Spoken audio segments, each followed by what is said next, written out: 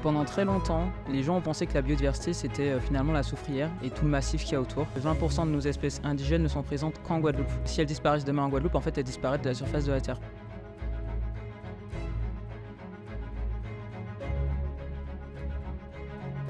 On a cette chance d'avoir différents milieux et donc finalement d'avoir une biodiversité qui est très très riche. Il y a une décorrélation malheureusement souvent entre les gestes et la parole. C'est important que les gens réalisent qu'ils sont acteurs finalement de la préservation de ce territoire.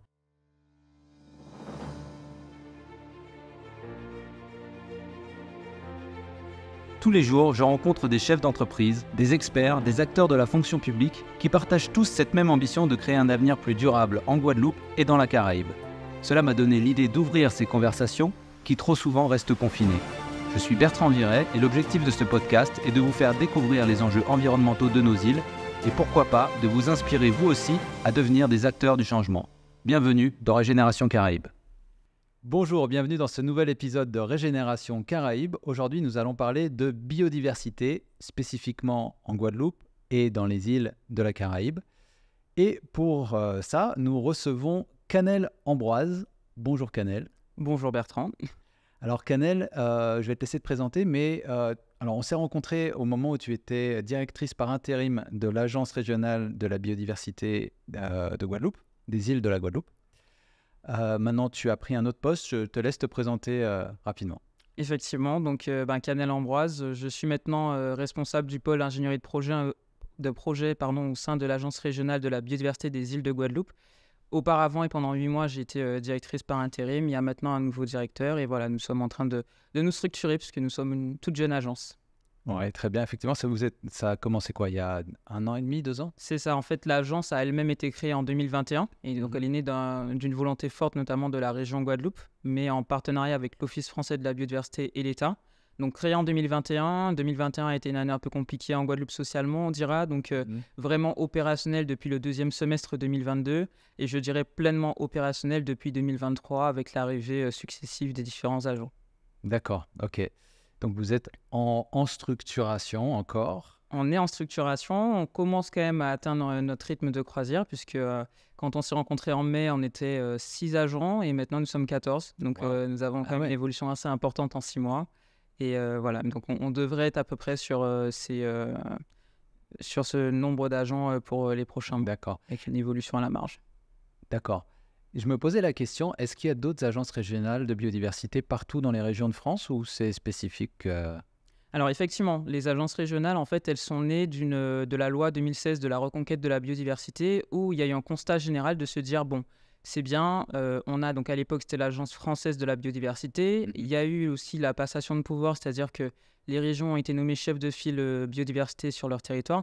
Mais comment faire en sorte d'arriver à toucher la population, à vraiment toucher les territoires et notamment les collectivités, les associations ou même les publics comme les scolaires ou le grand public. Et donc, il y a des agences, d'où la création des agences régionales de la biodiversité. Il y en a à peu près 9 actuellement dans la France tout entière. Nous sommes la première ARB ultramarine. La Réunion a été créée depuis juin dernier, donc juin 2023. Et dans les autres régions, il y a encore des régions qui n'en ont pas, mais globalement, la Bretagne, l'Occitanie, PACA, Nouvelle-Aquitaine, toutes ces régions sont dotées de leurs agences régionales. D'accord.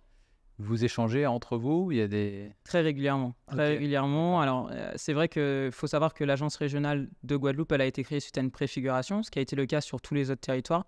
Mais c'est vrai que nous, la particularité par rapport aux autres, c'est qu'on a été créé ex nihilo, c'est-à-dire qu'il n'y avait aucune structure qui existait déjà comme un observatoire ou un conservatoire sur laquelle on pouvait adosser la structure. Donc, c'est vrai qu'il y a eu un travail très important qui a été réalisé à l'époque par la région Guadeloupe pour structurer cette agence. Et donc, on s'est beaucoup appuyé sur les autres agences régionales qui existaient déjà, puisqu'il y en a qui ont été créées depuis 2018. Donc, il y a des échanges très réguliers, notamment entre les directions. D'accord.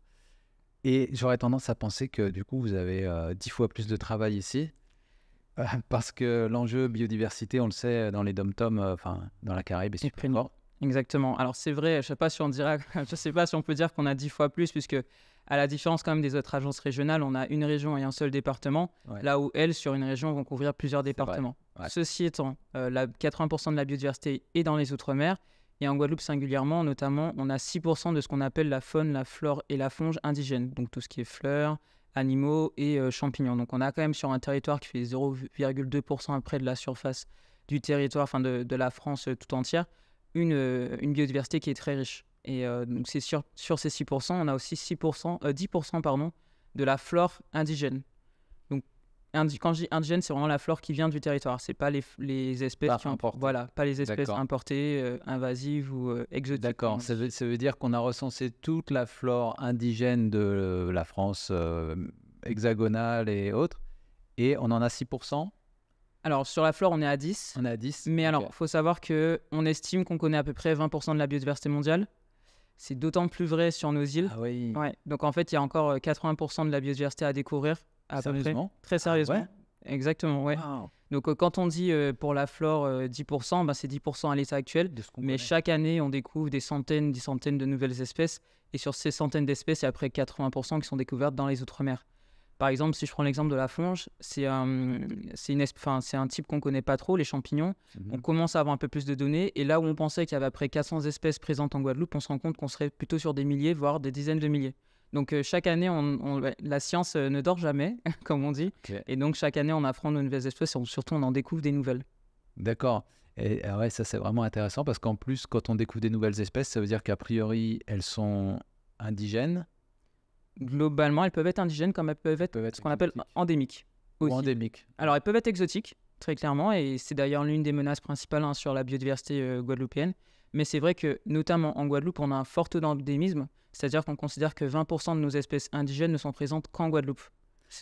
Voilà, donc ça veut dire que si elles disparaissent demain en Guadeloupe, en fait, elles disparaissent de la surface de la Terre. Enfin, c'est bête, mais mine de rien, sur un petit territoire comme le nôtre, on peut avoir un impact non négligeable sur ces espèces. Et ce qui me fait penser d'ailleurs, pour donner un autre chiffre, sur tout ce qui va être mousse ou fougère, on est à peu près à 2, voire 3% des espèces mondiales présentes sur notre territoire. Qui sont endémiques ?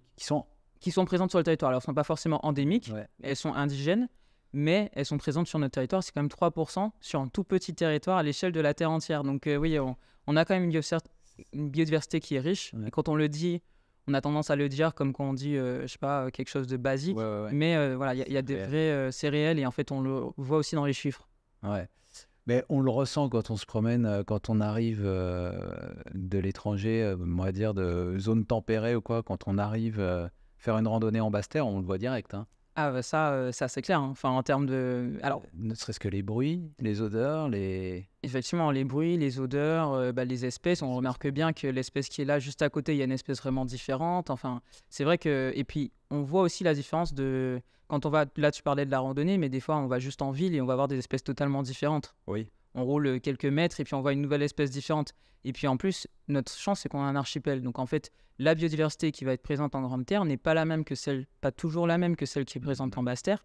On a aussi les îles de l'archipel. Donc terre de haut et terre de bas ont toutes les deux des biodiversités, enfin des espèces qui peuvent être différentes sur leurs îles, alors qu'elles sont juste à côté et que c'est un petit archipel finalement, l'archipel des Saintes. Pareil pour Marie-Galante et c'est d'autant plus vrai pour la Désirade. Donc oui, on a cette chance d'avoir différents milieux. Et donc finalement d'avoir une biodiversité qui est très très riche et beaucoup de microclimats aussi. C'est-à-dire que voilà, on a la forêt sèche qui va être en dessous de 200 mètres d'altitude à peu près. On va avoir les forêts moyennement humides, les forêts humides et puis les milieux d'altitude avec notamment autour de la soufrière. Sans parler du milieu marin. Sans parler du milieu marin. Effectivement, je parle beaucoup du milieu terrestre, mais le milieu marin aussi. Vous couvrez aussi cet aspect-là ? Alors, on couvre aussi cet aspect-là.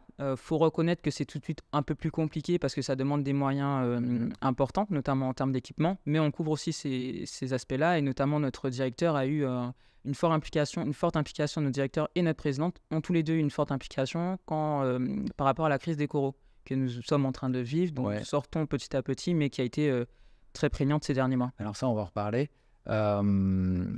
D'accord.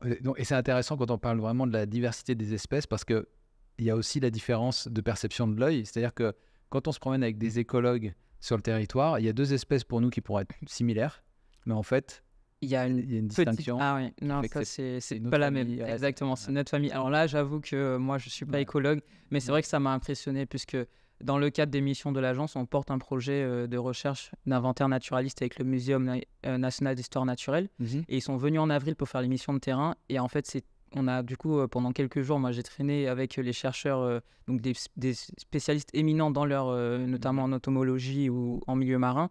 Et en fait, on se balade avec eux et c'est vrai qu'on se rend compte de la richesse, quoi. Là où moi, je me dis, voilà, c'est Ouais, voilà, c'est des plantes. des plantes.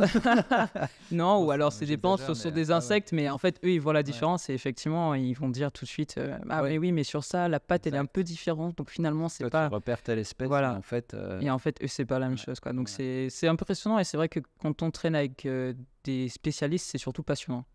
Ouais, exactement. Ouais, puis c'est souvent des passionnés aussi. Ce sont Ouais, souvent des passionnés. Ils nous emmènent dans leur milieu et dans leur monde et c'est ouais. comme ça que moi j'ai atterri là d'ailleurs. D'accord. Ouais. Alors, on parlera de ton parcours aussi après. Juste comme là, tu as utilisé des termes que moi je connais, mais que je pense qu'il y a beaucoup de gens qui vont être confus. Tu peux nous faire la différence entre, tu as parlé d'endémique, d'endogène, D'indigènes, ouais, indigène, excuse-moi, pas de endémique, souci. indigène et exotique. Effectivement. Ouais. Alors, je vais donner une définition qui soit assez simple, qui sont peut-être pas totalement, Ouais. voilà, mais indigène, c'est vraiment ce qui va être présent sur le territoire, donc qui vient du territoire, qui n'a pas été importé. C'est ça la grosse différence avec exotique. Exotique, ce sont des espèces qui ont été importées, soit par l'homme, soit par bateau, avion Mhm. ou autre. Et les espèces endémiques sont des espèces indigènes qu'on ne va trouver que sur notre territoire. Donc l'endémisme se définit à l'échelle d'un territoire ou à l'échelle d'une zone. C'est-à-dire qu'on va avoir ce qu'on appelle l'endémisme vraiment pur Guadeloupe, tout comme on va avoir aussi le subendémisme, donc qui va concerner par exemple la Caraïbe. Et dans notre cas, l'endémisme peut très bien se proscrire à juste Marie-Galante par exemple, ou alors à l'archipel guadeloupéen, ou alors un peu plus large. Donc voilà, c'est là, je dirais de manière très basique, la différence entre les trois. Et sur les espèces exotiques, on va avoir ce qu'on appelle les espèces exotiques envahissantes, qui sont encore un sous-groupe de ces espèces exotiques. Donc, dans toute la biodiversité, il y a une partie qu'il faut absolument préserver parce qu'elle n'existe que sur l'île. Effectivement. Et ça, c'est ce qui est endogène, Endémique, endémique, exact. excuse-moi, endémique. Et il y en a à l'inverse qu'il faut éviter de rentrer sur le territoire et Effectivement. éviter qu'elle se propage. Effectivement, ça, ce sont enfin voilà, ça, ce sont les espèces exotiques envahissantes et c'est une vraie mission et c'est un vrai besoin sur le territoire parce que c'est vraiment l'une des premières menaces finalement sur notre biodiversité. C'est d'autant plus vrai sur notre île puisqu'en fait on dépend beaucoup de l'extérieur avec l'arrivée des bateaux, l'arrivée des avions et donc voilà, tout ce qui nous entoure. Et c'est d'ailleurs pour ça que nous à l'agence, on a vraiment une charge de mission spécialisée sur ça qui va coordonner la stratégie régionale de lutte contre les espèces exotiques envahissantes. Est-ce que tu peux nous donner 2-3 exemples d'espèces exotiques envahissantes qu'on voit sans s'en rendre compte et qui en fait créent des dégâts? Ah bah les iguanes, on va commencer par ça, les iguanes. Alors Ah ouais. ceux qu'on va voir ici sur la Guadeloupe dite continentale et ceux qu'on va voir sur Petite Terre sont différents. Ceux qui historiquement étaient présents sur la Guadeloupe, c'est ceux qui sont maintenant sur Petite Terre. C'est ce qu'on appelle l'iguane des Petites Antilles.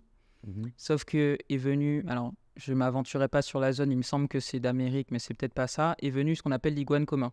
Et cette iguane, qui est l'iguane avec la queue rayée qu'on voit maintenant partout, est un iguane qui finalement a chassé les iguanes des Petites Antilles, les a tués et en fait s'est propagé. Et maintenant, nous n'avons plus que cette iguane sur le territoire. Donc il a disparu carrément le... Les Petites Antilles, l'iguane des Petites Antilles n'existe plus que sur Petite Terre et sur la Désirade. D'où ce qu'on appelle le plan national d'action, un PNA, qui vise à les protéger et à encore limiter l'arrivée de l'iguane commun sur ces îles. D'accord. Un autre exemple peut-être flore, c'est aussi ce qu'on appelle la laitue d'eau, qu'on va voir sur les mares. Ou Jacinthe. Ou la jacinthe c'est la d'eau, même effectivement, chose. c'est la même chose. Et ben, ça aussi, c'est une espèce exotique envahissante qui va très vite se propager sur le milieu. Et en fait, ça va empêcher à la mare de jouer son rôle de zone tampon. Et derrière, en termes d'inondation, une mare, normalement, elle devrait permettre de limiter, enfin, elle aide en tout cas à limiter l'impact d'une inondation ou de la montée des eaux. Et quand elle va être recouverte de jacinthe d'eau ou même de typha, en fait, ça va empêcher à la mare de jouer son rôle important dans notre écosystème. D'accord, ok. Oui. Ouais, super intéressant. Autre Ouais. espèce exotique envahissante, et Ouais. celle-ci, c'est le raccoon. Oui. Oui, qui a longtemps été d'ailleurs l'emblème voilà, en Guadeloupe, mais le raccoon aussi est une espèce exotique envahissante avec un impact non négligeable, ça vole notamment, bon voilà, c'est... Ça vole? Ah oui, les raccoons volent, bon, Ah, ça vole, ça oui, vole, ça oui, vole, oui. non mais ça vole pas, C'était là, oui. non c'est pas un oiseau, ouais. Non, ok. Voilà, D'accord, ouais, c'est des... ouais, ils viennent piquer dans les... Ils rentrent dans les maisons, tout, hein. exactement, c'est ça. Et d'ailleurs, ce qui me fait penser, indépendamment des espèces exotiques envahissantes, on a aussi des espèces domestiques qui, mine de rien, peuvent avoir un impact très important. Mhm. Sur les singes, je pense aux cabris. Alors, ça peut faire rire, Ah oui, oui, mais oui, c'est les vrai. cabris, voilà, ça va manger les graines, ça va manger les petits, Désirades aussi. la désirade aussi. Les rats, mine de rien, ce ne sont pas des espèces exotiques envahissantes, en tout cas a priori, je ne suis pas sûr, mais je ne crois pas. Mais pour autant, elles ont un impact sur petite terre, par exemple. Elles mangent toutes les graines et donc elles empêchent aux arbres de se reproduire et de repousser. Donc, c'est pas le cas qu'à petite terre, mais comme c'est une réserve naturelle, c'est d'autant plus visible. Mais voilà, il y a aussi ces espèces domestiques qu'on ne classe pas comme des espèces exotiques envahissantes, mais qui ont un impact sur la biodiversité. Et donc, toi, tu dis que la principale pression sur la biodiversité, c'est ces espèces exotiques envahissantes. Plus que l'homme? Alors, c'est l'une des principales, C'est l'une des mais mine de principales. rien, les espèces exotiques, c'est un peu aussi lié à l'homme, hein, puisque c'est Oui, quand l'homme va c'est se l'homme qui les déplacer amène. voilà, Ouais. qui va les amener. Mais c'est vrai que selon l'IPBES, donc qui est l'équivalent du GIEC pour la biodiversité, c'est 60% de la perte de biodiversité, finalement, ces espèces exotiques envahissantes. En Guadeloupe, il y a les espèces exotiques, mais il va aussi y avoir l'urbanisme, l'agriculture et voilà, les risques naturels aussi. Mais bon, voilà, ça, c'est plus compliqué. Mais il y a d'autres risques, il y a d'autres menaces sur la biodiversité. Mais c'est vrai que les espèces exotiques, c'est une menace voilà, qui est importante et qui, en fait, n'a pas arrêté de prendre de l'ampleur ces dernières années. Ouais, et que en fait, beaucoup de gens n'ont pas conscience de ça. Ah bah, c'est clair. C'est peu C'est clair. connu. C'est très peu connu et c'est d'ailleurs pour ça que c'est important de pouvoir communiquer dessus pour faire comprendre aux uns et aux autres ben voilà, que ces espèces que vous importez, elles ont un impact. Ouais. Et d'ailleurs, c'est un peu pour ça qu'il y a certaines espèces qu'on nous empêche pardon, d'amener ou de faire partir en avion ou autre, certains fruits, certains légumes, parce que ce sont des fruits ou des légumes qui peuvent être porteurs de maladies, qui du coup, dans notre territoire, ne posent pas de soucis, mais importer et aller dans un autre territoire, utilisés dans un autre territoire, peuvent Ouais. finalement devenir ces espèces exotiques envahissantes dont on parle tant. Ouais, Voilà. complètement. Et c'est vrai qu'une maladie qui arrive sur une petite île comme la nôtre, ça Ah fait bah, pitié, quoi. c'est sans pitié, hein. C'est sans pitié, on le voit. Là, cette semaine, il y a eu beaucoup de reportages sur les cocotiers. Ouais. Mais voilà, c'est sans pitié. En général, ça arrive. Et puis, on a un environnement et un climat qui plutôt prospère au développement des maladies et des bactéries. Donc, Ouais, ça laisse peu de chance. d'accord, C'est ouais, sûr. c'est sûr. Euh, comment t'es arrivé à travailler sur la biodiversité? Moi, je t'avais connu aussi à une autre époque où tu étais dans les énergies renouvelables. Effectivement. Tu peux nous faire un petit résumé de ton parcours, ce qui t'a amené là? Alors, c'est une très bonne question. Alors, à la base, c'est vrai que moi, depuis que je suis au lycée, je voulais travailler dans les énergies renouvelables. Donc, c'est pour ça qu'on s'est croisés là. Donc, j'ai fait une école d'ingénieur dite généraliste, mais avec une spécialisation environnement et énergie renouvelable. Mhm. Donc, à la suite de quoi, j'ai enchaîné sur des stages et j'ai travaillé un peu à l'étranger. Et puis, je suis revenu ici. Et pendant 4 ans, j'étais chez un développeur d'énergie renouvelable. Mais c'est vrai que moi, j'ai grandi dans le sud Basse-Terre, notamment à Baïf, et mine de rien, à 5 minutes de chez moi à pied, régulièrement le week-end, on allait en rivière, on allait en forêt, et donc je pense que j'avais toujours eu un peu cette fibre chez moi, sans pour autant me dire que j'allais travailler dedans initialement, mais toujours cette fibre, et c'est tout simplement une opportunité qui s'est présentée. Voilà, j'ai trouvé qu'après 4 ans, je ne peux pas dire que j'ai fait un tour, parce que les énergies renouvelables, ça prend du temps à développer, mais en tout cas, j'ai ressenti le besoin d'aller sur un nouveau défi. Et j'ai trouvé que les missions de l'Agence régionale de la biodiversité et ce qu'elle prévoyait de faire, les ambitions surtout de cette agence, correspondaient bien à ce dans quoi j'avais envie de travailler. Donc c'est comme ça que je me suis retrouvé dans la biodiversité. Et puis c'est vrai que j'ai eu l'occasion, notamment dans mes missions chez le développeur, de pouvoir rencontrer des écologues. Et comme je disais plus tôt, ils sont passionnants. Et donc en fait, on est embarqué aussi dans leur univers. Et ça m'a donné envie de découvrir un peu plus de cet univers. Ouais, complètement. Et puis là, pour le coup, tu es vraiment du côté de la préservation. Oui.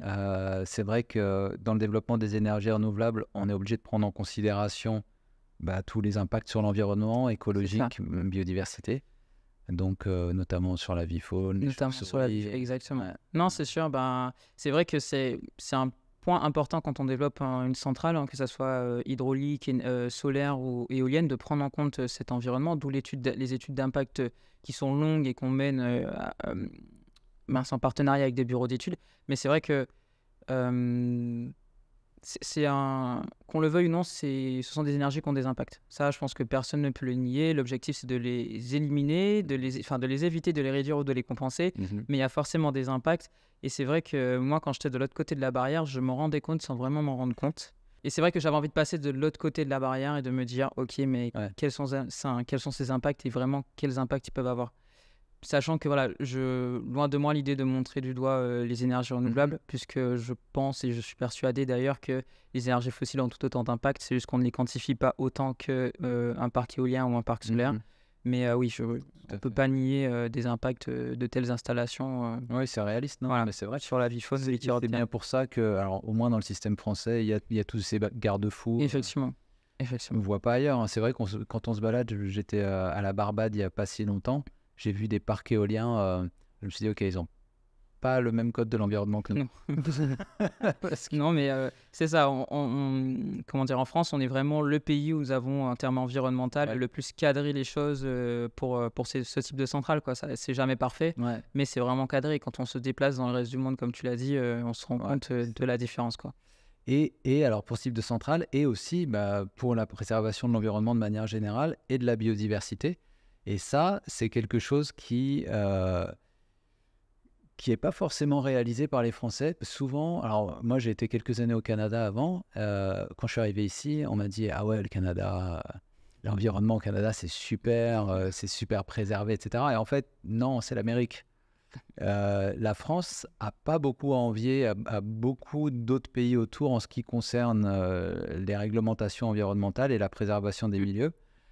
Et ce qui est drôle, c'est que même maintenant, voilà, dans la Caraïbe, souvent j'entends dire « Oh, la Dominique, ils sont super à fond sur la préservation des ressources, ou le Costa Rica, etc. » Et en fait, quand tu regardes, la Dominique, c'est parce qu'il n'y a personne. Déjà, ils sont 70 000, mais on est... C'est clair, 380. Quasiment, 400 000. Et Costa Rica, c'est pas forcément, à avoir discuté plus en profondeur, ils sont pas forcément plus dans la préservation. Par contre, ils communiquent à fond là-dessus.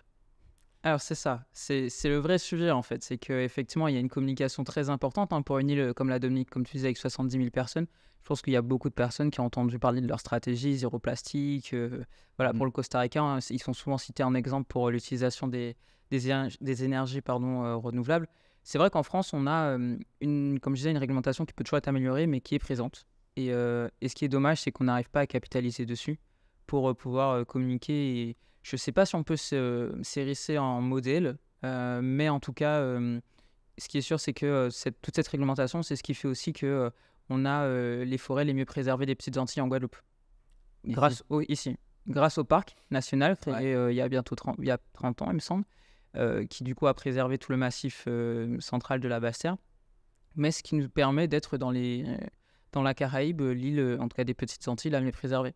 Donc oui, il y a quand même des succès. Il reste beaucoup de choses à faire, sinon on n'aurait pas été créé, mais il y a quand même quelques succès comme ça qu'il faut qu'on arrive à capitaliser, sur lesquels il faut qu'on arrive à capitaliser. Alors justement, pour revenir maintenant un peu plus au rôle de l'agence régionale, tu peux nous rappeler sa mission générale et puis comment elle est structurée un peu? Oui, bien sûr. Alors, c'est vrai que l'agence régionale, je dirais vraiment, son objectif, c'est d'être dans une dynamique partenariale pour pouvoir accompagner les projets, donc les porteurs de projets, et sensibiliser tout le monde. Donc, vraiment, pour moi, ce sont les deux missions principales de l'agence, accompagner et sensibiliser. Et pour ce faire, ça repose sur 4 pôles. Donc, on a le premier pôle dans lequel je suis, moi, qui est sur l'ingénierie de projet et l'accompagnement des collectivités, où vraiment notre objectif, c'est d'aider les collectivités à monter en compétences, donc au travers de dispositifs qu'on déploie au sein de l'agence, comme Territoire engagé pour la nature, où voilà, on reconnaît certaines collectivités, on reconnaît les plans d'action de certaines collectivités, et donc une fois qu'elles sont lauréates, elles bénéficient d'un accompagnement privilégié. Donc c'est un appel à projet. C'est un appel à candidature, effectivement, qu'on lance tous les 3 ans. Donc cette année, ça a été le renouvellement, et on a 8 collectivités qui sont en territoire engagé pour la nature. D'accord. Donc, et 4 communes qui sont en démarche. Donc en démarche, c'est-à-dire qu'elles ont fait, elles n'ont peut-être pas été reconnues comme étant lauréates, mais en tout cas, nous aussi, on les accompagne au sein de l'agence, et puis elles sont en démarche de le devenir lors de du prochain appel à candidature. D'accord. Donc ça, c'est dans ce pôle. Et on a aussi le projet avec le Muséum national d'histoire naturelle pour aller inventorier la biodiversité des îles du Sud sur des espèces dites, de la biodiversité dite négligée. Donc les mousses, les lichens, les mouches, la petite biodiversité, voilà. Oui, qu'on ne regarde pas du tout d'ailleurs. On ne regarde pas et puis qu'on ne connaît pas forcément. Ouais. C'est pas évident. C'est de la biodiversité qui fait de quelques centimètres à quelques millimètres. Ouais. Donc à moins d'être expert, c'est vrai que c'est pas ce qu'on remarque. Mais il y a eu 2 expéditions comme ça qui ont été menées en Guadeloupe en 2012 et en 2015, et elles ont donné lieu à découverte de plus de 300 espèces et une centaine de publications scientifiques sur ces espèces. Ah ouais. Voilà, et j'imagine que tu n'en as pas entendu parler en 2012 ou en 2015. Non. Et donc, c'est pour ça que nous, on a décidé de coporter ce projet à l'agence pour en faire un projet de territoire et pouvoir communiquer dessus et du coup sensibiliser la population à cette biodiversité. Donc ça, c'est le premier pôle. Ouais. C'est aussi le pôle dans lequel on va beaucoup travailler sur la coordination avec l'ensemble des acteurs, puisque c'est vrai que quand l'agence a été créée, c'est posé la question de se dire, mais pourquoi ? Vu qu'il y a déjà l'ONF, on a déjà le parc national, on a déjà le conservatoire du littoral, et en fait, l'agence, elle a été créée lors d'une préfiguration où toutes ces personnes ont été mises autour de la table et ont identifié les manques, les besoins et les enjeux. Donc nous, l'objectif, c'est aussi d'amener un peu de coordination et de s'assurer que quand le parc va faire une action, que ça soit que tout le monde puisse être au courant, en tout cas la majorité, et puis surtout qu'on n'aille pas tous sur le même sujet, qu'on n'aille pas tous, je sais pas, sur les mammifères marins et puis l'iguane, et qu'on laisse à côté toutes les autres espèces, enjeux, écosystèmes. Voilà, donc il y a aussi ce volet coordination qui est important. On a un deuxième volet qui est l'Observatoire régional de la biodiversité. Donc, tout ce qui va concerner les indicateurs, donc là, et puis les panoramas, donc les chiffres clés, mine de rien, de la biodiversité, donc avec l'état de la biodiversité, son évolution. Voilà, ça, c'est vraiment un pôle qui est très, très important parce que c'est la diffusion de la connaissance. Et derrière, l'objectif, c'est que ça puisse servir à établir les stratégies sur le territoire. Et comme je le disais, identifier aussi les manques, les cibles sur lesquelles il faut qu'on travaille collégialement sur le territoire. On a le pôle animation-sensibilisation. Ouais. Là, comme le nom l'indique, c'est vraiment la sensibilisation du plus grand nombre et ça se tourne autour du grand public, des scolaires, des socioprofessionnels et des associations. Donc pareil, c'est un pôle où on va beaucoup communiquer, mais c'est aussi un pôle où il va y avoir de l'accompagnement, notamment pour les socioprofessionnels et pour les associations, pour les aider encore à monter en compétences et à développer leurs projets. Et le dernier pôle, qui est un pôle conservatoire botanique. Donc les conservatoires botaniques, ce sont vraiment des établissements... ils ont pour but de conserver la flore indigène du territoire. Et donc, ça passe par plusieurs missions. Donc, tout ce qui va être conservation, préservation, connaissance et aussi animation et sensibilisation, mine de rien. Donc, voilà, eux, c'est le pôle très, très technique, je dirais, de l'ARB, puisqu'on a des botanistes en interne, on a des gestionnaires de bases de données, parce qu'ils sont sur un sujet qui est vraiment pointu. Mais c'est un sujet dont on a besoin, parce que, comme je le disais, en termes de flore, 10% de la flore française présente sur notre territoire, on a besoin de la conserver, de la préserver, voire de la restaurer quand c'est nécessaire. D'accord. Donc vous avez vraiment un rôle de coordination, de travail en synchronicité, en symbiose avec tous les acteurs. C'est ça. Et d'ouvrir sur les collectivités et puis le grand public aussi. Exact. Les collectivités, les associations et le grand public sont vraiment, je dirais, nos cibles prioritaires. On n'oublie pas les socioprofessionnels. Voilà, ce sont les... Et les scolaires.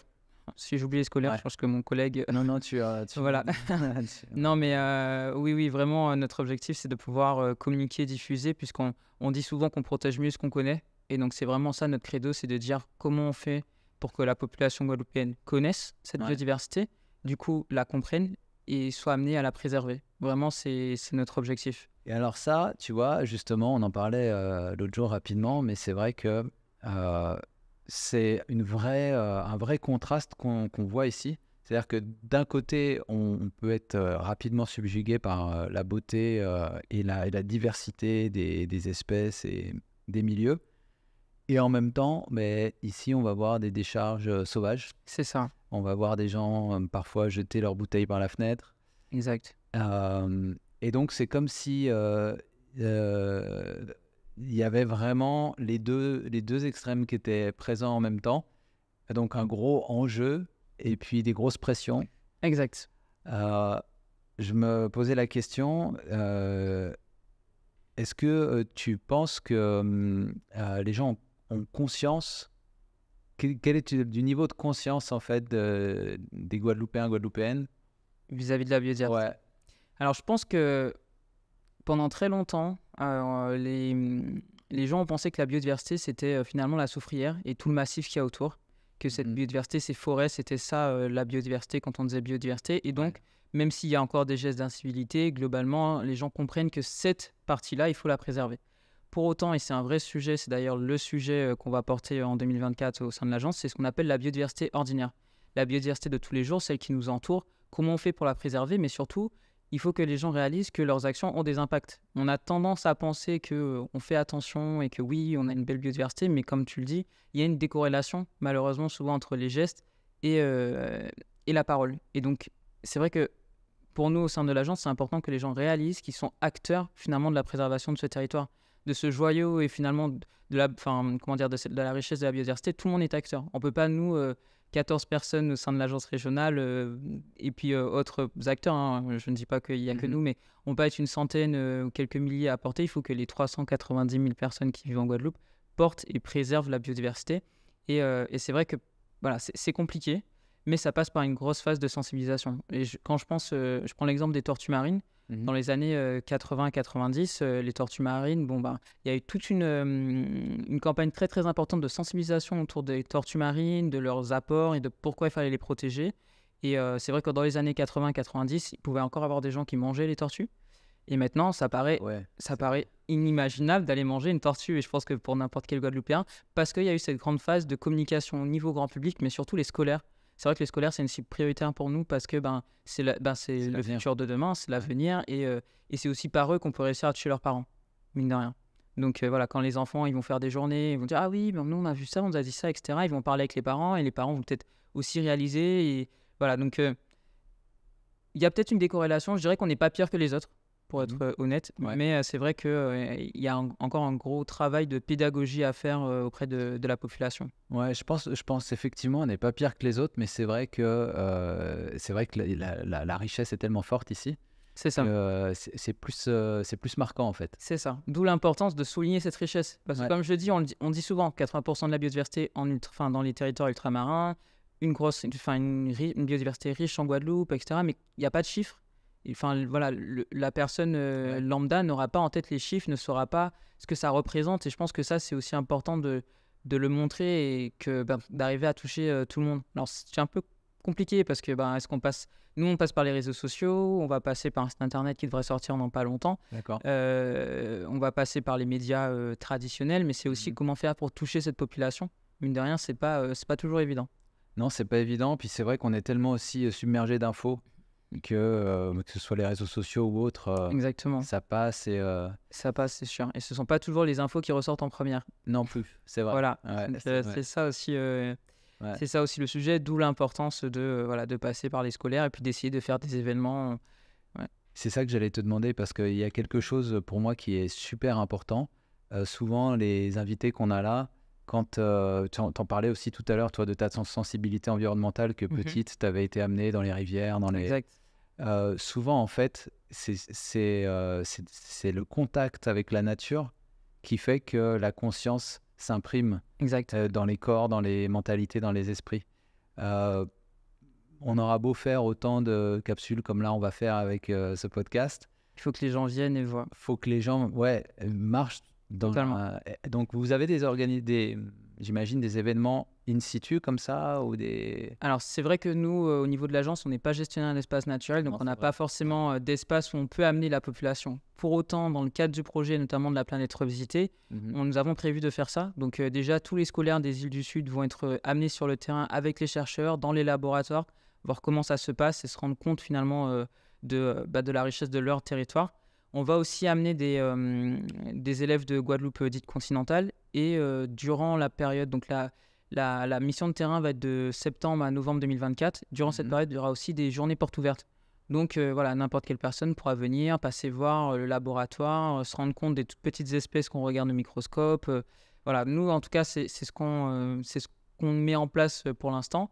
On va mettre en place ce qu'on appelle, alors c'est en avance de phase, mais le Biodiv Tour. Donc c'est d'amener, alors plutôt pour les collectivités et les associations et autres porteurs de projets, mais ça va être d'amener toutes ces personnes sur des sites où il y a eu des projets qui ont fonctionné, donc avec un retour d'expérience pour que vraiment ils voient concrètement ce que c'est, ce que ça apporte et en quoi consiste, comment faire pour développer le projet. Donc nous c'est vrai que par rapport au fait qu'on ne soit pas gestionnaire d'espace naturel, on a peut-être un peu moins de latitude pour organiser ce type de visite.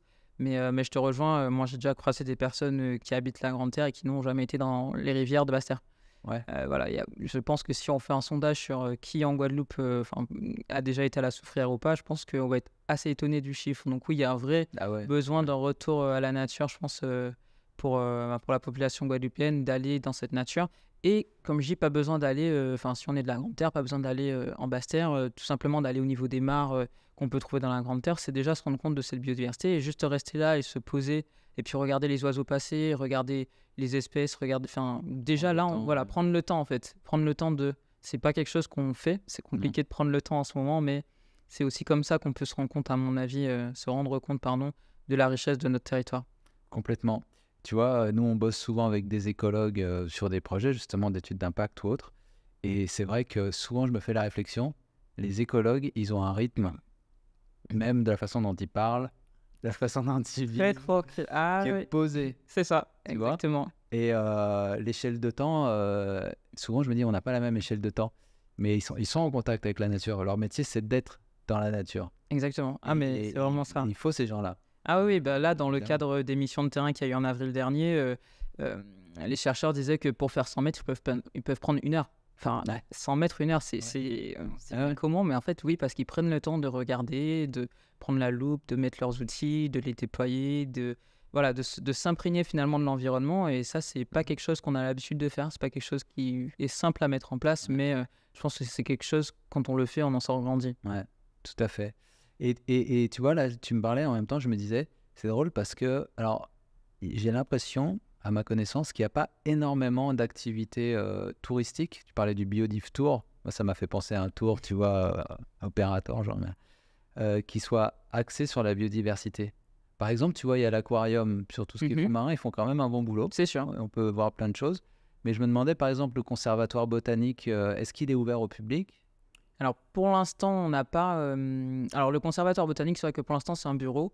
Ouais. On a vocation, on l'espère en tout cas, on est en train d'essayer de sortir un projet pour créer un espace de collection en Guadeloupe. Donc, c'est toutes les espèces faune, flore ou fonges collectées en Guadeloupe, un peu comme un musée. On peut venir les voir et tout, mais bon, là, c'est vraiment un projet à long terme. Ouais. Après, en termes d'activités touristiques, j'avoue que je ne maîtrise pas forcément. Je pense qu'il y a quand même beaucoup de randonnées qui sont organisées, avec des guides ou autres. Mais c'est vrai qu'au niveau du conservatoire botanique, ils vont être amenés, je pense, à faire des sorties de terrain. Après, te dire là, ça sera ouvert au public ou pas, je ne sais pas. Ouais. Mais ce qu'il faut savoir, c'est quand même qu'il y a ce qu'on appelle les ABC, donc les Atlas de la biodiversité communale. Il y a beaucoup de collectivités en Guadeloupe qui sont en train de les mener. D'ailleurs, on est le territoire qui en avons le plus quand on pondère par rapport au nombre de communes. Et durant ces ABC, ce qu'on appelle les ABC, en fait, il y a des inventaires naturalistes qui sont ouverts au public. Donc là, il ne faut pas hésiter à y aller. Saint-Claude est en train de le faire, Gourbert est en train de le faire, Bémao va bientôt se lancer. Voilà, il y a des communes comme ça où vous pouvez vous renseigner sur le site de la commune et vous pouvez participer à des inventaires naturalistes avec les collectivités. Il y a beaucoup d'associations qui le font aussi. Oui. Voilà, donc en fait, c'est ce que je dis, ça existe. C'est comment on fait pour communiquer dessus, pour essayer de toucher le plus de personnes. Ouais. Comment faire passer le message et puis surtout comment faire pour que les gens viennent. Parce que c'est toujours pareil, on a beau organiser, des fois quand c'est le samedi matin à 8h, on a eu toute la semaine, on n'a pas forcément envie de se déplacer ou autre. Donc c'est aussi ça, comment faire pour mobiliser la population sur ces sujets. C'est intéressant, c'est vrai. C'est intéressant, oui. Ouais. Ah ouais, parce qu'on retrouve souvent les mêmes intéressés qui sont... très très souvent, hein. Malheureusement, on touche un public déjà conquis. Ouais. Et c'est ça aussi, c'est comment... Voilà, d'où le fait de multiplier les différentes sources ou les différents moyens de communication pour essayer de toucher le maximum de population au travers d'événements. Ça peut être, voilà, je sais qu'il y a des festivals, donc on touche une population peut-être un peu plus jeune. Enfin voilà, c'est toute cette réflexion, nous, qui est en cours au sein de l'agence pour établir notre communication. Mais ce qui est sûr, c'est que notre objectif dans les prochaines années, ça va être de pouvoir lier culture et biodiversité. Parce que finalement, c'est notre culture de notre patrimoine naturel. Et là, c'est vraiment un axe important de développement que nous souhaitons mettre en place à l'agence, c'est culture et biodiversité. Comment montrer aux Guadeloupéens que la biodiversité fait partie de notre patrimoine culturel.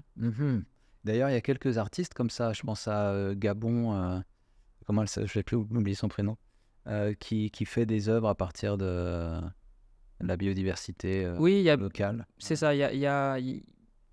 Enfin, il y a l'art, notamment la peinture ou autre, mais il peut aussi avoir la musique. Voilà, comment on Ouais, fait c'est pour vrai. rapprocher, même par exemple un groupe carnavalesque, comment on fait pour que peut-être rapprocher le carnaval et les groupes carnavalesques que De nous la aimons nature, tant, de la nature, et c'est comment. vrai. Voilà, c'est tout ce sujet en tout cas qu'on va commencer à défricher à partir de 2024 au sein de l'agence. Alors, tu parles de défrichement. Justement, je me posais la question parce que on parlait des pressions tout à l'heure, Mhm. et justement des espèces exotiques envahissantes qui amenaient une grosse pression. J'avais entendu des chiffres à un moment donné sur le défrichement, sur la déforestation. Tu Ouais. as des données là-dessus un peu Alors oui, malheureusement, c'est vraiment une dépression aussi importante, hein. Comment dire, on peut la lier à l'urbanisation, notamment, Mhm. ou au secteur agricole aussi, mais surtout l'urbanisation. Et sur les forêts sèches, ce qu'on appelle forêts sèches, donc c'est toutes les forêts à peu près en dessous de 200 mètres. Donc c'est la Grande Terre, ça va être Marais Galante, et ça va être aussi toute la côte sous le vent. On est à 85% de ces forêts qui ont été, qui ont été perdues. Ah ouais. Ouais, ouais, ouais, en 85%, et d'où l'importance d'essayer de préserver, puisque dans ces forêts, il y a des espèces qui n'existent que dans ce type de forêt. Donc il faut que nous, on arrive à les préserver. Il y a un travail qui est en train d'être mené par le conservatoire, notamment. D'accord. Euh, et même sur les forêts, je dirais, moyennement humides, donc toutes celles qui vont être en dessous de 500 mètres. Donc là, par exemple, Entre quand on est 200 et 500, quoi. voilà, entre 200 et 500, là, on est sur 70% à peu près de la forêt qui a été perdue, qui a Et disparu. là, on parle de en fait toutes les hauteurs des villes de Voilà, de petits bourgs, par exemple les hauteurs de Goyave, toutes ces villes en fait, voilà, Et c'est perdu quoi par du morcellement en fait, des c'est gens bien qui viennent. morcellement par de la construction en fait, hein. La construction, les maisons, les espaces commerciaux, voilà, c'est tout ça qui fait que les routes, hein, mine de rien, Ah oui, oui, ouais, la ouais, tout construction, ça, ça fait, d'où ces gros projets de restauration qu'il y a, notamment sur ce qu'on appelle la trame verte et bleue et les continuités écologiques, qui sont un vrai sujet. Comment faire en sorte que voilà, les animaux puissent continuer à circuler sur l'ensemble de l'archipel si c'est nécessaire. Et par exemple, une commune comme Bémao joue un rôle important, puisqu'en Ok. fait, c'est littéralement la commune qui relie Basse-Terre à Grande-Terre. Et donc, Ouais, comment faire en sorte pour que les espèces qui sont en Basse-Terre puissent aller en Grande-Terre et inversement. ouais. Donc, il y a un gros travail qui va être mené là C'est intéressant ça. sur ce Ouais. sujet, Ouais. notamment au travers de la mise à jour du schéma d'aménagement régional. J'allais t'en parler, donc le SAR, Le SAR, et avec effectivement. le SRC, ok, Alors, inclus dans le SAR, non, il est à Alors, part. le législateur a décidé dans les Outre-mer de ne pas mettre en place de CRCE. En fait, c'est ce qu'on nous appelle la trame verte et bleue Du SAR. du SAR. En fait. Donc maintenant, tout SAR qui va être mis à jour doit intégrer un volet trame verte et bleue, et donc Ça. continuité écologique. Et c'est l'équivalent dans nos territoires ultramarins de CRCE. D'accord. Et, euh, et trame noire. Et trame noire, vrai sujet aussi. Alors c'est vrai qu'on pense souvent à trame verte et bleue parce qu'en Guadeloupe, on considère qu'on a près de 10 à 15 ans de retard par rapport à la France hexagonale. Mais la trame noire aussi, la pollution lumineuse, comment faire pour que les tortues ne soient pas perturbées par les lampadaires sur les Mhm. plages. Et donc là, ça passe par... Alors, il y a un aspect aussi sécurité avec les lumières, notamment les lampadaires. Mais il y a plusieurs solutions qui peuvent être mises en place, du tamisage, des lampadaires, pas forcément de la lumière blanche comme on voit, mais de la C'est lumière ça. bleue. Mais c'est ça. Zone. Jaune, c'est ça, ouais. Donc voilà, il y a des solutions, mais la trame noire aussi est un sujet Un important. enjeu. Ouais, c'est un Et, enjeu. et ça, c'est quelque chose que j'ai découvert récemment. Je réalisais pas ça. C'est justement en discutant avec un écologue. C'est qu'en fait, c'est pas juste que on va venir tuer les quelques moustiques qui sont autour et qui viennent. C'est qu'en fait, ces lampes-là, elles agissent comme des aspirateurs à insectes.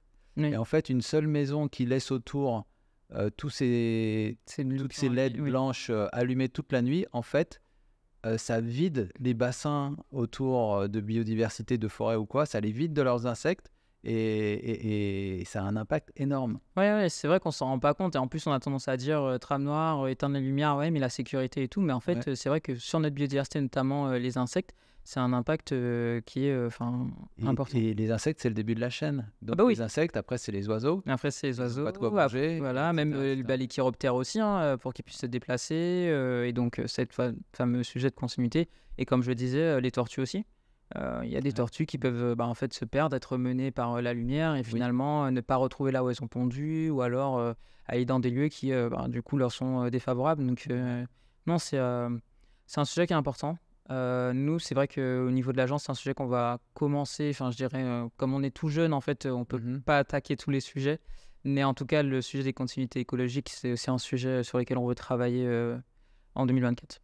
Et vous bossez un peu avec justement, j'allais dire, les touristes, etc. Parce que tu parles de tortues, moi ça me fait penser aussi, il y a eu récemment des polémiques avec des bars qui sont sur des plages et des trucs comme ça. En même temps, on a une île, on a un gros enjeu tourisme, il y a un côté aussi, voilà, j'allais dire carte postale, mais on veut garder mais bien sûr, un développement économique au travers du tourisme, bien entendu. De ces lieux-là, pas juste les préserver et qui en faire des sanctuaires. C'est vrai qu'en Guadeloupe, il y a ce qu'on appelle le PNA, donc Plan National d'Action Tortue. Donc il y en a deux, il y en a un sur l'iguane des Petites Antilles et un sur les tortues. Et donc ça, c'est mené par l'ONF. Il y a une grande partie communication dessus. Nous, à l'agence, on aide un peu, on a financé là, des actions de communication, mais ce sont surtout les associations qui vont communiquer dessus parce qu'elles sont expertes et qu'elles sont plus proches du terrain. Et voilà. De toute façon, la préservation de la biodiversité va demander de faire des choix. Je pense qu'on le veuille ou non, malheureusement, à un moment, on va se retrouver face à des choix. Je pense que les deux ne sont pas incompatibles, mais il faut qu'on arrive à travailler ensemble pour faire en sorte que, tout en arrivant à maintenir notre activité économique, qu'on arrive à préserver la richesse du territoire. Et je pense que les acteurs du tourisme en sont bien conscients. Parce que dans le cadre d'un des ateliers qui a eu lieu dans ce qu'ils appellent le SR2DE2I, enfin schéma régional de développement économique, innovation, etc. Dans un atelier, il y avait les acteurs du tourisme. En fait, le mot principal qui est ressorti, pourquoi les touristes viennent en Guadeloupe et qu'est-ce qu'il faut préserver, c'était la biodiversité. Enfin voilà, pourquoi les touristes viennent en Guadeloupe. Et en fait, les acteurs même du tourisme ont dit que c'était pour la biodiversité. Donc, ils en sont conscients. On a il y a des acteurs qui agissent dedans. Voilà, mais c'est sûr que l'équilibre sur un petit territoire comme nous, c'est la petitesse de notre territoire nous offre beaucoup de challenges, mais beaucoup d'opportunités aussi. Et c'est souvent cette notion d'équilibre qui n'est pas facile à trouver. Voilà. Mais d'où l'importance de cette dynamique partenariale, nous, qu'on essaye de mettre au sein de l'agence, pour travailler avec tout le monde, entendre tout le monde et comprendre les enjeux des uns et des autres. Pour nous, in fine, c'est vrai que notre objectif, c'est quand même la préservation de la biodiversité, mais nous ne sommes pas des ayatollahs de la biodiversité. C'est pas non plus, on arrête toute activité autour juste pour protéger. C'est comment on fait pour que les deux fonctionnent sur le territoire. Préserver, valoriser et puis restaurer. Parce que, comme je disais, il y a quand même beaucoup de zones déjà perdues. Donc, comment on restaure et comment... On a des exemples de restauration déjà locales, sur place Oui, il y a pas mal de restauration sur des terrains. Là, par exemple, sur les mares, il y a un gros projet qui a été mené par l'Office de l'eau et le pôle relais zone humide sur la restauration des mares, donc l'éradication des espèces exotiques envahissantes, voilà, tout ce qui va être autour de la gestion de l'environnement proche des mares. Donc ça, c'est notamment sur Marie-Galante. Je crois qu'ils sont sur une dizaine de mares qui ont été restaurées. Il va aussi y avoir des restaurations sur des terrains comme ceux du Conservatoire du Littoral. Donc non, il y a des projets de restauration qui fonctionnent, qui sont en cours. Il y en a de plus en plus. Il y a de plus en plus de moyens aussi financiers pour le faire. Le tout, c'est l'ingénierie de projet. Mine de rien, c'est comment on s'assure que le projet soit mené à bien. Ça, c'est un vrai sujet. Et puis, comment on fait pour que ça devienne un peu la priorité, notamment, enfin, je prêche un peu par paroisse, mais des collectivités, de pouvoir restaurer la biodiversité sur leur territoire. J'allais dire, c'est ton rôle. C'est mon rôle. Après, on est dans une... Je sais pas si c'est malheureusement ou heureusement, mais en tout cas, on est dans un moment où les gens en ont conscience. Et donc, quand tu viens parler, quand tu viens dire il faut préserver, en fait, on va... Tu sens qu'il y a du répondant. Il y a du répondant, on va jamais me dire non. On va me dire oui, on a tel sujet, mais on aimerait faire ça, ça, ça. Et donc, des fois, il faut aider à la conception du projet, mais il y a du répondant et ça, c'est agréable. D'accord. Et vous bossez avec les services de l'État un petit peu parce que je pense, par exemple, tu vois, quand on a des... Ouais, beaucoup. Oui, ils font partie de nos membres fondateurs, notamment la oui, d'accord. Parce que souvent, il y a des mesures de compensation qu'il faut trouver et on ne sait pas lesquelles prendre. Oui. Alors ça, c'est un sujet aussi, pareil, qui a été mis sur la table de l'agence régionale. Te dire que pour l'instant, c'est un sujet que nous avons fouillé serait te mentir, mais en tout cas, on en a bien conscience et on le sait, il y a de plus en plus de porteurs aussi qui viennent nous rencontrer des fois pour nous dire nous, on cherche à pouvoir compenser. Et voilà, donc je pense que c'est un sujet qu'on va essayer de prendre en main. Ouais, parce que ça serait parce que, en termes de coordination des porteurs de projets et de tout le monde. C'est ça. Ça peut être... Oui, c'est ça. Il faut que... En tout cas, faut qu'on arrive à aller sur cette partie, sur ce sujet. Je ne sais pas s'il faut qu'on arrive, parce que ce n'est pas moi qui décide de la stratégie de l'agence. Il y a des administrateurs, mais en tout cas, c'est un sujet qui a bien été noté et enregistré au sein de la structure. Et on va voir comment on arrive à Ouais. Ouais, moi je suis preneur. travailler dessus. S'il y a des solutions. Ok, super. Écoute, notre rencontre touche à sa fin. Je pense qu'on aurait encore plein de sujets. Toujours, la biodiversité est un sujet inépuisable. Mais peut-être pour finir, est-ce qu'il y a un livre ou un film qui t'a touché dans les dernières années et que tu penses que ça vaudrait le coup de partager relatif à l'environnement ou la biodiversité et la richesse? Ouais, je vais avoir du mal à répondre à ça. Ou une personne? Non, là, franchement, Tu vas voir. je cale. Je sais qu'il y a des films qui sont sortis comme de Cyril Dion. Ouais. Il y a le film Don't Look Up aussi qui est pas trop mal. Après, ouais. Donc Look Up, c'est le film avec DiCaprio. Où ils ignorent qu'il y a tout le monde ignore qu'il y a une météore qui arrive et c'est ça. qu'on va tous mourir, Exact. sauf quelques-uns. Et c'est une analogie avec ceux qui luttent pour la préservation de l'environnement. Exactement. Ouais, c'est vrai que c'est pas mal. Donc ça, c'est pas mal. Après, en termes de personnes, il y a beaucoup de spécialistes, donc c'est compliqué. C'est compliqué de dire. C'est compliqué de dire, oui. Mais en tout cas, si vous rencontrez des écologues, n'hésitez pas à échanger avec eux. Parce que, comme je disais, c'est vraiment passionnant et en fait, on apprend plein de choses. Moi, je suis vraiment monté en compétences en traînant avec des écologues et puis même mes collègues botanistes, notamment sur la flore. Donc là, il y a plein d'assauts en Guadeloupe. Là, j'invite tout le monde à s'enseigner. Exactement. Beaucoup d'assauts en Guadeloupe qui mènent des projets sur le territoire. Ne pas hésiter à aller les voir, à les soutenir parce que une association, c'est jamais simple. Et puis, je dirais qu'on ne le voit pas toujours, mais les collectivités aussi agissent. Et nous, en tout cas, on fait en sorte qu'elles agissent encore plus. Mais ne pas hésiter aussi à se rapprocher des communes qui mènent des projets sur leur territoire et qui peuvent être intéressants. Bon, génial. Donc, ouvrez les oreilles, ouvrez les yeux, allez dans la nature, découvrez. Si les gens veulent regarder sur Internet déjà pour commencer ce que vous faites, où est-ce qu'il faut qu'ils aillent? Alors pour l'instant sur nos réseaux sociaux, donc Agence régionale de la biodiversité des îles de Guadeloupe ou ARB-IG. Ouais. Et comme je disais, pour début 2024, on va avoir un site internet arb-guadeloupe.fr qui sortira. Et donc là, on aura vraiment toutes nos actualités aussi. Très bien. Instagram, LinkedIn et Facebook. Et on a une chaîne YouTube qui vient d'être créée. Ah ouais, ok. Et on mettra les liens et on fera les partages qu'il faut. Super. Merci beaucoup, Bertrand. Merci, Canel, d'être venu. C'était un plaisir. Et puis, longue vie à l'agence. Exactement, je ne pourrais pas dire mieux. Ok, parfait. Merci à tous d'avoir suivi cet épisode jusqu'au bout. J'espère que vous avez aimé, que vous avez appris des choses. Continuez à partager, à vous abonner, à nous poser des questions. On aime ça, on apprend aussi. Et je vous dis à bientôt dans un prochain épisode. Écoute, Régénération Caraïbe, le podcast.